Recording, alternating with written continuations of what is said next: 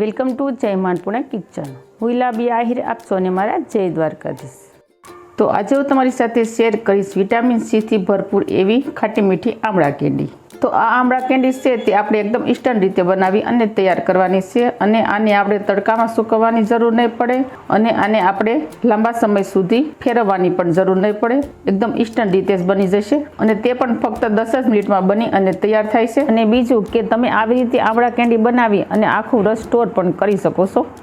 તો ચાલો હવે આપણે જોઈ લઈશું ઇન્સ્ટન્ટ આમળાની કેન્ડી કેવી રીતે બનાવવી અને તેમાં કઈ કઈ સામગ્રીની જરૂર પડશે તેની રીત. તો આમળા કેન્ડી બનાવવા માટે અહીંયા મેં લીધા છે 300 ગ્રામ આમળા. કેન્ડી બનાવવા માટે આપણે આમળા ફ્રેશ જ લેવાના, બને ત્યાં સુધી ડાઘા ડોખીવાળા આમળા નહીં લેવાના. અને એમાંય શિયાળાની ઋતુ છે એટલે માર્કેટમાં આમળા બહુ સરસ તાજા માજા મળતા હોય અને ભરપૂર મળતા હોય છે, એટલે શિયાળામાં આપણે આમળાનું સેવન કરવું જ જોઈએ કોઈ પણ રીતે. તો અહીંયા આમળાને વોશ કરી નાખ્યા છે. આમળાને વોશ કર્યા બાદ જ લેવાના, કારણ કે રસ્તા પર ધૂળ અને માટી ઉડતા હોય તેને હિસાબેથી આમળા પર લાગી જતા હોય, એટલે તેને વોશ કરીને ત્યારબાદ જ તેનો યુઝ કરવાનો. તો હવે આપણે આગળની પ્રોસેસ કરીશું. તો તેના માટે આપણે જઈશું ગેસ તરફ. તો હવે આપણે આમળાને સ્ટીમ કરી લઈશું. તો તેના માટે અહીંયા મેં સ્ટીમર કુકરમાં પાણી ગરમ પહેલેથી જ રાખી દીધું હતું. તો હવે આપણે સ્ટીમર પ્લેટમાં આપણે આ રીતે 2 આમળા રાખી દઈશું. જો તમારે સ્ટીમર કુકરમાં આમળાને બોઇલ ન કરવા હોય તો તમારે ગરમ પાણી તપેલીમાં મેકી અને કોઈ પણ કાણાવાળી જાળી હોય તેની ઉપર રાખીને પણ આમળાને તમે બોઇલ કરી શકો છો.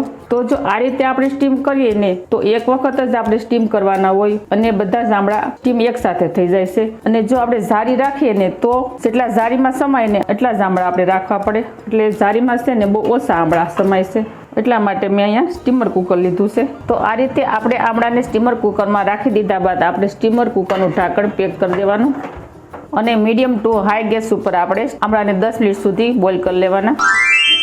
તો 10 મિનિટ બાદ આપણે જોઈ લઈશું કુકરનું ઢાંકણ ખોલી. તો જો આમળા છે તે સરસ બોઇલ થઈ જશે, જુઓ તમે જોઈ શકો છો. તો હવે આપણે આમળા બોઇલ થઈ ગયેલી પ્લેટને બહાર કાઢી લઈશું. તો જો અહીંયા આપણા આમળા સરસ ઠંડા થઈ ગયા છે. હવે આ આમળામાંથી આપણે આ રીતે પેશી અલગ પાડી દઈશું. તો જો તમે જોઈ શકો છો આમળામાંથી ઇઝીલી પેશી અલગ પડી જાય છે ને. આ રીતે પેશી અલગ પાડી અને ઠળિયાનો ભાગ પણ અલગ પાડી દઈશું. તો જો તમે જોઈ શકો છો આપણે બધા જ આમળામાંથી આ રીતે પેશી અલગ પાડી દીધી છે. તો હવે આ આમળાની પેશીને આપણે સરસ રીતે ગ્રાઇન્ડ કરી લઈશું. તેના માટે આપણે જે પ્રમાણે મિક્સર જારમાં સમાય તે રીતે એડ કરી અને સરસ રીતે ગ્રાઇન્ડ કરી લઈશું. તો જો આ રીતે આપણે આમળાને ગ્રાઇન્ડ કરવાના છે, એકદમ સ્મૂથ પેસ્ટ થઈ જવી જોઈએ. તો આમળાને આપણે પેસ્ટ બનાવતી વખતે પાણીનો બિલકુલ યુઝ નહીં કરવાનો. હવે આ તૈયાર થયેલી પેસ્ટને આપણે બીજા બાઉલમાં ટ્રાન્સફર કરી લઈશું. તો હવે આપણે સેમ પ્રોસેસથી બીજા આમળાને પણ ગ્રાઇન્ડ કરી લઈશું.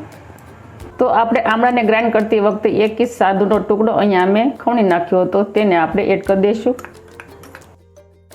અને આદુને પણ આપણે સાથે સરસ રીતે ગ્રાઇન્ડ કરી લઈશું. તો અહીંયા આપણે સરસ રીતે બધા જ આમળાની પેસ્ટ કરી નાખી છે તૈયાર. હવે આપણે આવશે મેઇન પ્રોસેસ. તો તેના માટે આપણે જઈશું ગેસ તરફ. તો હવે આપણે ગેસ ઓન કરી અને ગેસ પર આપણે કોઈ પણ આ રીતની નોનસ્ટિકની પેન લઈ લેવાની અને પેનની અંદર આપણે તૈયાર કરેલી આમળાની પેસ્ટને એડ કરી દઈશું. તો આમળાની પેસ્ટને પેનમાં એડ કર્યા બાદ આપણે અડધી ચમચી જેટલું મીઠું એડ કરી દઈશું. મીઠું એડ કરવાથી સ્વાદમાં બેલેન્સ રહે છે અને કેન્ડી ખાતી વખતે મીઠી લાગે છે. અને ત્યારબાદ આપણે લઈ લઈશું 1 વાટકી ખાંડ. તો આપણે જેટલા આમળાની પેસ્ટ લીધી હોય ને એનાથી આપણે અડધી ખાંડ લઈ લેવાની. આ જ એનું પરફેક્ટ મેઝરમેન્ટ છે. હવે આને આપણે સરસ રીતે મિક્સ કરી દઈશું. હવે આ મિશ્રણની અંદર આપણે ખાંડ એડ કરીએ છીએ. તો ખાંડ મેલ્ટ થઈ જાય ને ત્યાં સુધી આપણે મિશ્રણની અંદર આ રીતે કન્ટિન્યુ ચમચો ફેરવતા રહીશું. તો જુઓ અહીંયા ખાંડ સરસ રીતે મેલ્ટ થઈ ગઈ છે. તો હવે આપણે આ સ્ટેજ ઉપર અડધા લીંબુનો રસ એડ કરી દઈશું. ત્યારબાદ લઈ લઈશું કોર્નફ્લોર પાવડર. તો કોર્નફ્લોર પાવડર આપણે 2 ચમચી જેટલો લીધો છે. આ પાવડરની અંદર આપણે 1 ચમચી જેટલું પાણી એડ કરવાનું, વધારે પાણી એડ નહીં કરવાનું અને આ રીતે એક સરખો ઘટ કરી નાખવાનો. ત્યારબાદ આપણે મિશ્રણમાં એડ કરી દેવાનો. કોર્નફ્લોર પાવડર એડ કરવાથી મિશ્રણ છે તે ઝડપથી ઘટ બને છે. કન્ટિન્યુ ચમચો ફેરવતા રહીશું. આ રીતે ગોળી ન રહે એ રીતે આપણે ચમચો ફેરવતા રહીશું. તો જો અહીંયા મિશ્રણ છે તે સરસ સેટ થઈ ગયું છે.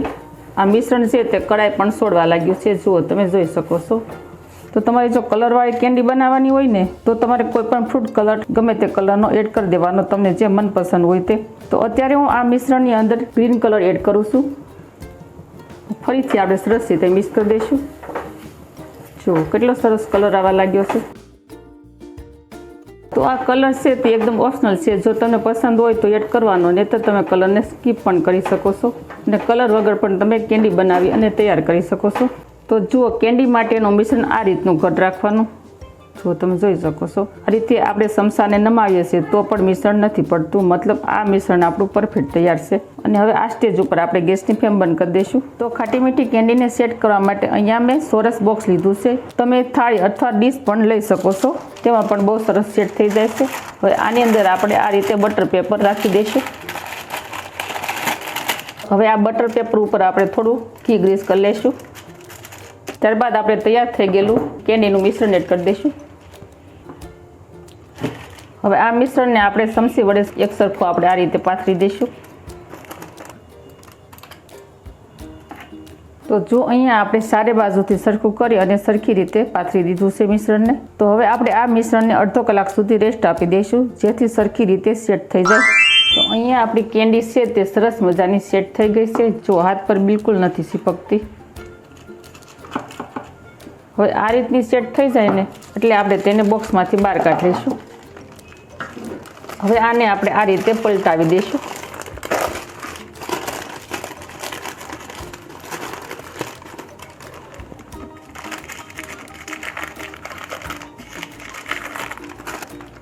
અને ઉપરથી આપણે બટર પેપર અલગ પાડી દઈશું. તો આ રીતે કેન્ડીનું મિશ્રણ સેટ થઈ જાય ને સરસ રીતે, એટલે હવે આપણે આના ચાકુ વડે નાના નાના પીસીસ કરી નાખશું. થોડી આપણે ખાંડવાળું ચાકુ કરી દેવાનું, એટલે ઇઝીલી રીતે કટ થઈ જાય. તો ફ્રેન્ડ, તમને આમળાની ખાટી મીઠી કેન્ડી બનાવવાની રીત કેવી લાગી તે મને કમેન્ટ કરી અને જરૂર કહેજો. તો તમે જો આવી રીતે કેન્ડી બનાવીને ખાશો ને તો તમને ગળામાં ખીસખીસ થતું હોય છે, અથવા તો ગળામાં બળતું હોય છે, ઉધરસ આવતી હશે, શરદી હશે, તો પણ આ રીતે કેન્ડી બનાવીને ખાશો ને તો ઇઝીલી રીતે સારી થઈ જશે.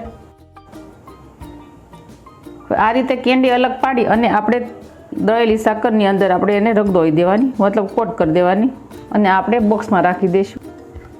કોટ કરી હોય ને તો તમે સાકર પણ લઈ શકો છો અને દળેલી ખાંડ પણ લઈ શકો છો. તો આ કેન્ડીને તમે કાચના કન્ટેનર અથવા તો ઝીપલોક બેગમાં પણ તમે સ્ટોર કરી શકો છો અને તમારે ફ્રીજમાં રાખી દેવાની.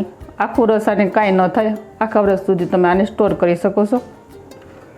તો જો તમે જોઈ શકો છો, અહીંયા આપણે કાચના કન્ટેનરમાં કેન્ડીને રાખી દીધી છે.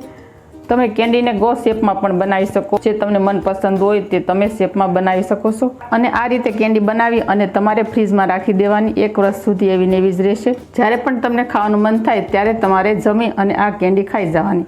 તમે જમીને પણ ખાઈ શકો છો, તમને શરદી ઉધરસ ખાંસી હોય ત્યારે પણ તમે આ કેન્ડી ખાઈ શકો છો. તો આ કેન્ડી આમળામાંથી બની અને તૈયાર થઈ છે, એટલે આમળાની અંદર ભરપૂર માત્રામાં વિટામિન સી રહેલું હોય છે, એટલે તે આપણી સેહત માટે ખૂબ સરસ. તો આવજો, ફરી મળીશું આવી નવી નવી રેસીપીઓ સાથે. ત્યાં સુધી થેન્ક યુ. જય દ્વારકાધીશ, જય સિયારામ, ધન્યવાદ.